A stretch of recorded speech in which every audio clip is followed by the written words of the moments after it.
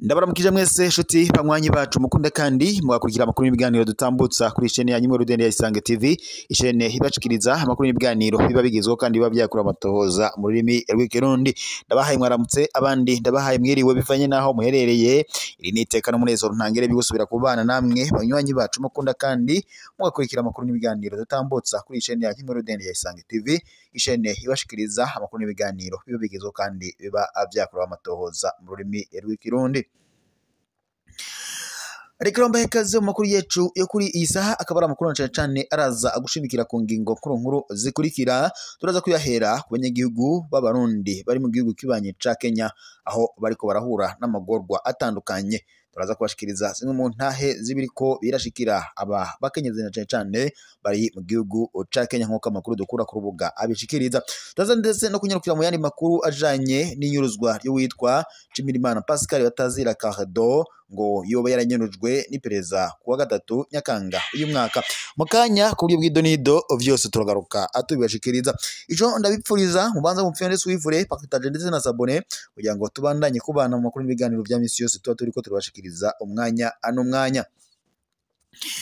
Reka ngaruke mbahe ikaze amakuru yacu ku buryo bw'idonido. Tugiye guhera ko yajanye n'inyuruzwa rya Pascal Nshimirimana batazira Cardo ngo yoba yaranyurujwe n'ipereza kuwa gatatu Nyakanga uyu mwaka. Yitwa Pascal Nshimirimana bamutazira Cardo yavutse kwigenekerezo umwaka w'1982 ku mutumba wa Ndava zone Muhwa komine ya rya Nsoro yahahora ubu ni muri komine Matana mu ntara ya Bururi. Yarabaye kandi umusirikare w'igihugu hanyuma arahagarikwa ku wa 13 Nyakanga umwaka wa 2016 uco kimwe ndetse n'abandi basirikare bari muri dosiye yitiriwe Ajuda Nyongera. Mu gisirikare kandi yarafize ipeta rya Caporal Chef, yahavuye kandi arekurwa muri Ndamukiza 2021 inyuma y'ikigongwe c'umukuru w'igihugu c'u Burundi Evaristo Ndayishimiye. Muri kino gihe kandi yakora ku bitaro Polyclinique Roi David ngo harabana ni banki BBCI hafi y'ikambi PSR y'igipolisi n'ibiro vya Marie ya Bujumbura. Yakora kandi akazi ko kugururira imodoka zinjira canke zisohoka aho ku bitaro. Pascal Nshimirimana yahoze yubatse urugo, ni umuvyeyi w'abana babiri. Inyuruzwa rya Pascal Nshimirimana hari kwigenekerezo rya gatatu Nyakanga uyu mwaka hagati y'isaha 9 n'isaha 10 z'umuhingamo. Pascal Nshimirimana kandi yariko akora akazi kiwe ko bwinjiro bw'ibitaro Polyclinique Roi David. Niho kandi haza ngo abantu bari mu modoka ya voiture Toyota Probox ifise ibiyo ngo bitabona bamusimbira ko ngo baranigana, aravuza induru abaza ico abamuziza. Ako kanya abandi bavugwa ko bari bambaye impuzu z'igipolisi bakorotse bava muri pick-up ngo nabo basimba baza gufasha abambere, maze ngo bamuterera muri ya voiture Toyota Probox ica iriruka iduga ibarabara ica iruhande y'ibiro vyahora byitwa ivya Maire ya Bujumbura. Kuva ubwo nta gakuru ka Pascal Nshimirimana turasubira kuronka. Abakoresha ba Pascal Nshimirimana ancacana umuyobozi w'ibitaro yoba yaciye aja kubimenyesha muri police judiciaire, ariko kugeza ubu nta cavuyemwo. Ubundi Pascal Nshimirimana yoba yatabarijwe ngo n'abagwayi babonye afatwa ngo baraheza babimenyesha abatwara ibitaro. Pascal Nshimirimana hari mu rutonde rurerure rw'abantu bariko rurerure nyene. Pascal Nshimirimana ari mu rutonde rurerure rw'abantu bariko baranyuruzwa n'inzego z'iperereza muri ino misi. Izo nzego ntizivuga kandi iyo ziriko zirashira abo bantu. Umugwi w'igihugu ujejwe agateka kazina muntu CNIDH ntaco uwo nawe nyene uvuga kuri ivyo bintu, ndetse Musenyeri Martin Blaise Nyaboho urongoye yibereye mu gacerere nk'uko amakuru n'ubundi kudukura ku rubuga abishikiriza. Barundi muragaba, hari abarundikazi bamaze imisi bahura n'ivyago bikomeye mu gihugu kibanye ca Kenya. Abakenyezi n'abigeme bamaze iminsi bahendwa n'abarundi bari muri Kenya bakabaka kandi amafaranga menshi amamiliyoni bakabemerera ngo kubaronderera visa ndetse no kubarungika mu bihugu bitandukanye ariko ngo babanje kwinshikira i Nairobi. Bamwe muri bano barundikazi barashika i Nairobi ngo bakababura numwe abakira mbere ngo ababatumye ko ngo bakaca bazimya amatelefone, abandi ngo barabakira bakabashira mu nzu aho ngo barundana bakabura n'ivyo gufungura ngo bakagorwa n'ibidasanzwe. Za visa kandi ngo ntizigera ziboneka. Hano tubasangije imwe mu ntahe nyinshi turiko turaronka. Ndabaramukije, hari abarundikazi bagorewe muri Kenya i Nairobi barenga 36 bakaba bari aho bita Kayore Kona. Twahuye n'umwe muri bo aduha amakuru tukaba twamuhaye n'indaro kuko abari bamujanye bamutaye. Hari kandi akagwi kagizwe na Eric Nahimana Mwarabu ndetse na Lazare Niyonkuru bene abandi bakorerana i Burundi. Baragenda bakazana abakobwa muri Kenya bakabasaba amahera kuva kuri miliyoni 4 z'amarundi n'ayarenga, bakababwira ko ngo bagiye kubatwara za Iraq, Arabia Saudite, Thailand, Dubai ndetse n'ahandi hatandukanye. Bakabakura kandi i Burundi bipimishije ingwara zose ngo bakabizeza ko ngo bagiye gutora visa i Nairobi ngo bace bagenda mw'ivyo bihugu.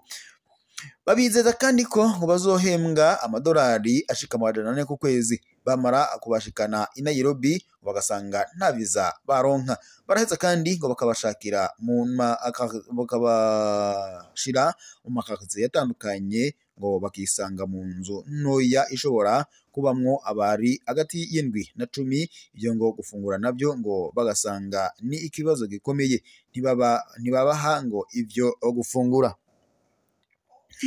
Mu nyuma ngo bamwe babazanye barahava ngo bagatangura kubaronderera utuzi aho nyene kugira ngo baronke ayo bafungura canke ngo bakabatwara ku bagabo batandukanye mu nzira zo kubadandaza umubiri. Mu gihe kandi urose umugabo akugura ngo akakumarana ukwezi akishura amafaranga 10,000 by'amashiringi ya Kenya ngo ahabwa wa mugabo yakuzanye, nayo ngo umukobwa awe akaronka amashiringi 5,000 gusa. Abakobwa kandi bategekwa uko kizira kubwira umuntu numwe uko babayeho. Urudandazwa rw'abantu twaragerageje kurondera uwo muntu yitwa Eric abazana ariko ntiyigeze yitaba telefone. Ayitavye naho apfa kumva umubajije ibijanye n'ico kibazo aca ahagarika ibiyago agaca akuboroka. Ubu rero urasanga hariho abakobwa bamaze nk'amezi 6 i Nairobi. Bishitse kandi umukobwa akaja mu bandi avuga ko akora akazi ko mu nzu mu kurindira ko ngo visa iboneka akabandanya urugendo. Kumbure niko babwira n'imiryango yabo. Ikibabaje kurusha n'ingene umusavye pasiporo yiwe ngo asubire inyuma ngo bayimwima, ahubwo ngo bakaguma bamuzungurutsa ngo mu makaritsiye atandukanye. Aho rero ngo bamwe babanzana bo bakugeza ubu baguma bazana abandi bakobwa benshi. Ni urudandaza rw'abantu rukomeye ngo hakabamwo ndetse no kubashira mu bucakara. Abakora ibyo bintu ni ilezo nini, biragoye kubamenya abose. Abakobwa baraza nta visa bigira baronka, birarangira kandi ngo bakabakoresha muri ubwo buzi bwo ngaha nyene haribonetse n'ibyo kubagurisha mu bagabo. Turipfuza ko buno butumwa bushika kure abarundikazi bamenye ko bariko bararibwa udufaranga twabo, bamenye kandi ko abababwira ko baje gutora visa i Nairobi bariko barababesha. Turifuza kandi ko ambasade y'u Burundi i Nairobi yogira uruhara mu kugwanya bino bintu ndetse no gutabara abarundikazi bari muri ivyo vyago. Turifuza kandi ko abategetsi b'u Burundi bofata mu minwe kino kibazo bagatanga amakuru akwiye kugira abigeme ndetse n'abakenyezi bacu bareke guhendwa n'ibi bisuma. Turifuza kandi ko abakora runo rudandazwa rw'abantu boronderwa bagahanwa n'amategeko nk'uko n'ubundi bisanzwe bigenda. Reka tubandanirize amakuru yacu n'ubundi kubiriko biravugwa mu yandi makuru hirya n'ino hatandukanye. Reka tuyabandanirize kubiriko biravugwa n'ubundi mu Burundi, turabire hamwe kubiriko biravugwa. Ni mu muhamburure mu mureke agende. Kuri uyu mugoroba wa kane igenekerezo rya kabiri Gitugutu uyu mwaka, ni umwungere Olivier Irakoze akaba ari we yatanze inyigisho yishimikije ijambo dusanga muri Yohani ibice 11 murongo wa 43 gushika kwa 44. Yagize ati ivy'ukuri turashaka guhambururwa ngo ivyo duhawe ngo iyo duhawe bitangaza ibyo dusaba Imana tukiboshe ngo tugende kuboha abandi.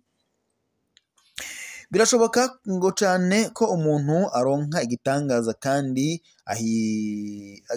agihambiriwe ngo ati rero nimuduhindurire isengesho dusabe guhambururwa. Yongeye ati ntitwirukire ibitangaza ahubwo twirukire Yesu ari we gitangaza ca mbere. Satani nta mpuhwe nimwe adufitiye, rero twige kwatura ivyaha vyacu ndetse no gukata ikintu cose co duhuza nawe. Yasubiyemo ngo ati twirinde abiyita abakozi b'Imana atavyama tubona bama.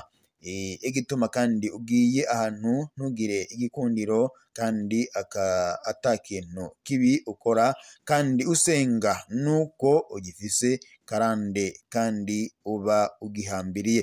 Yarangije agira ati kutabohoka kwacu gutuma ishengero isubira inyuma. Kubohoka ngo tubishiremwo uruhara rwacu, dutegerezwa gusenga kandi icane. Ubwo rero bukaba ari ubutumwa bwatanzwe na Olivier nk'uko amakuru n'ubundi dukura ku rubuga abishikiriza. Reka rashimire mwese muri kumwe natwe makuru n'ibiganiro turabashikiriza kuri iyi saha. Ndutse mu fyonde Swivre Partage ndetse na Sabona kugira ngo tubandanye kubana amakuru n'ibiganiro bya misozo turiko turabashikiriza umwanya n'umwanya. Yari amakuru mushikirizwa n'imbonesha kuri mukuru cyane ngo Rudende ya Isange TV ishene ibashikiriza amakuru n'ibiganiro biba bigezweho kandi biba byakura amatohoza muri Kirundi. Reka rero nkengurukire abariko badugurira bari mu micungararo itandukanye igize igihugu cyacu Burundi, abari mu mazone atandukanye, intara zitandukanye, udacimiri dutandukanye, amazone atandukanye, byose bigize igihugu cyacu Burundi. Abariko badukurikira bari mu bihugu bibanyi nk'u Rwanda, Repubulika Iharanira Intwaro Rusange ya Kongo, Uganda, Tanzania, Mozambique, Zambia, Zimbabwe ndetse ibindi bihugu byose bigize umugabane wacu Afurika ntabashije kudondora. Mwese ndabashimiye kuba mwari kumwe natwe mu makuru n'ibiganiro twariko turabashikiriza. Reka kandi dutere yambo bariko badukurikira bari mu makungu ya kure, nk'abari muri Leta Zunze Ubumwe za Amerika, abari muri Australia, abari muri Australia, abari Uburehe hatandukanye. Mwese ndabashimiye kuba mwari kumwe natwe mu makuru n'ibiganiro twariko turabashikiriza akuri iyi saha. Reka kandi nkengurukire abandi badukurikira bari n'ino hatandukanye, mubandanye mukurikira amakuru n'ibiganiro turiko turashikiriza kuri imbonesha kuri yanyu mukunda cyane ngo Rudende ya Isange TV chaine ibashikiriza amakuru n'ibiganiro biba bigezweho kandi biba byakuriye amatohoza muri Kirundi. Reka rero mbibutse mu fyonde Swivre Partage ndetse na Sabone kugira ngo tubajye tubandanya kubana mu makuru n'ibiganiro bya misi yose tuba turiko turashikiriza kuri nombonesha kuri yanyu mukunda cyane ngo Rudende ya Isange TV ishene ibashikiriza amakuru n'ibiganiro biba bigezweho kandi biba byakuriye amatohoza muri Kirundi. Fyonda rero Swivre na Partage kugira ngo tujye tubandanya kubana mu makuru n'ibiganiro bya misi yose. duterwa intege no kubona muri mo murakurikira amakuru y'ibiganiro bya misi yose tuba turiko turashikiriza kuri no muresha kuri yanyu mukunda cyane Inkuru Ndende ya Isange TV chaîne bashikiriza amakuru y'ibiganiro biba bigezeho kandi biba byakura amatoza. Reka rero bashimire kuba mwari kumwe natwe isango y'amakuru yoyo n'ubundi nagasaga. Gusa mujye mwibuka gufyonda suivre partage ndetse na s'abonner umwanya n'umwanya kugira ngo mujye mubona notification zishasha zijanye n'amakuru mashasha tuba dushize kuri no muresha kuri yanyu mukunda cyane Inkuru Ndende ya Isange TV.